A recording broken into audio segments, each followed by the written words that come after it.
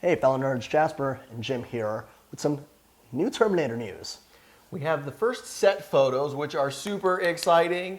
It shows Jason Clarke, Amelia Clarke, Jay Courtney, and Arnold as an aged T-800. You know, what's interesting about this is James Cameron actually had some input regarding why Arnold, or at least the T-800, looks the way he does. And it's pretty cool because you have first glimpses of Arnold, surprisingly not in all patent leather, pants and jacket, but more a toned down, kind of a frumpy old guy, to be honest. But it's really great due to the fact that you get to see Amelia Clarke as surprisingly good splitting image of a young Sarah Connor. That is really cool. The only thing I was kind of like, what?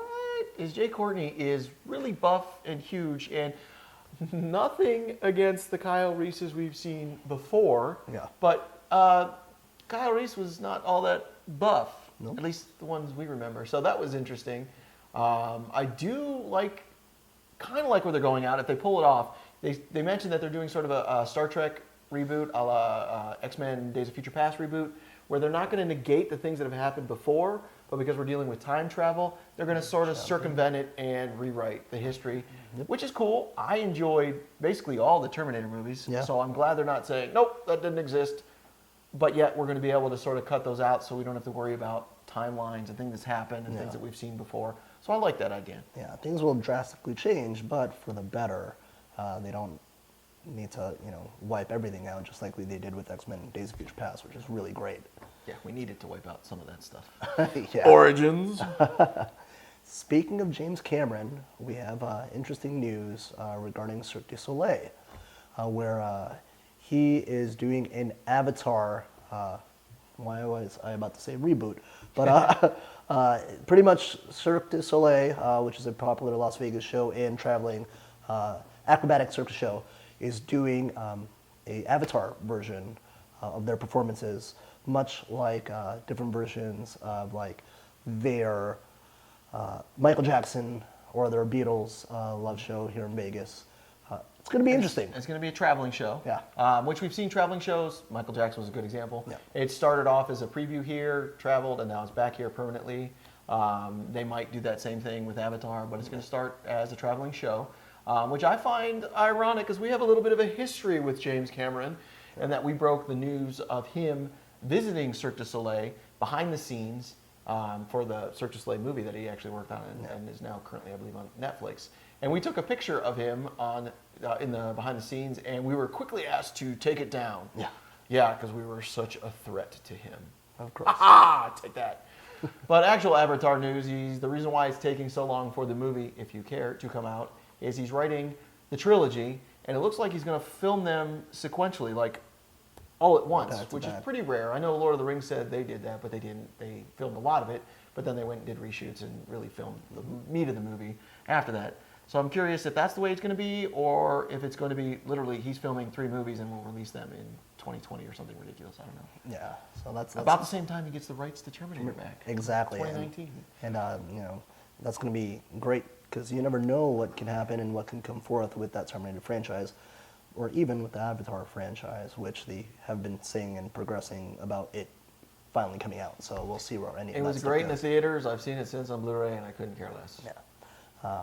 Speaking of sequels and upcoming movies, World War Z is finally coming to full circle for a sequel, and Stephen Knight is pretty much slated to pen the upcoming story for it, which is going to be, at least I'm going to say, great, because I'm very excited. I did enjoy World War Z. Granted, it wasn't like how Max Brooks's book predicted it would be, but who knows? It was a surprise because it had so much trouble in the production with the screenwriting and the directing, and then Brad Pitt sort of having to be a producer.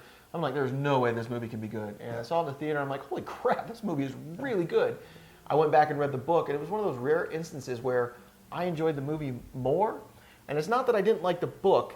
I just was frustrated that the book didn't flow because there were some stories in there that I didn't like. No. So you're like, oh my God, this story wouldn't never end. Now, granted, they're only 5 pages, 10 pages long, whatever. But then you get onto an amazing story. It's interesting to see how the sequel's going to go. Are they going to focus on some of those stories? Are they going to focus on the aftermath, the cleanup? Yeah. Where are they going to go? They have a lot of options. So I'm curious to see where they're going to go with this. Yeah. Sort of along the same news, Independence Day. I still don't know why we need a sequel to this. I really don't. There's no Will need. Smith is gone. Okay, maybe we'll bring back Jeff Goldblum. Yay. But they brought on a new writer. Cool. They're going to work on the script without Will Smith. All right, fine. I think this is totally unnecessary and silly. I don't know. I have no comment on that, only due to the fact that this is probably going to be a butcher. Why do even a sequel or remake for whatever purpose? It's a classic. I could watch the original one over and over and over again. The fact that you guys are even attempting to do a sequel there's no need for it. So I say to hell with it. I'm not interested, to be honest. Bill Pullman for president. That's all I gotta say. Anywho, what was our next bit? Nick Cage. So Nick Cage is slated to be working on the next film, or at least a film called Red Squad. Which is the first film by John McTiernan since he got out of prison. Which John McTiernan is amazing at action flicks. He did the original Die Hard, which is clearly a classic. Yeah. Amazing at it. I'm very curious to see what this movie's going to be about. And I'm sorry, Nick Cage has potential as a great actor, but he's done so many things that just made him a joke. It's just like, I don't know what to expect of this movie. Yeah. With other movies coming out, The Raid is apparently getting an American... Okay, bear with me.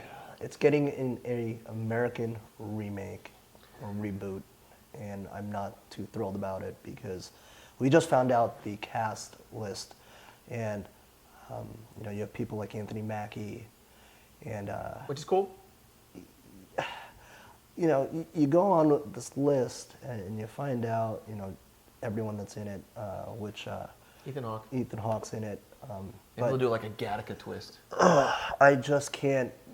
The reason why The Raid was such a great film is due to the martial arts in this movie.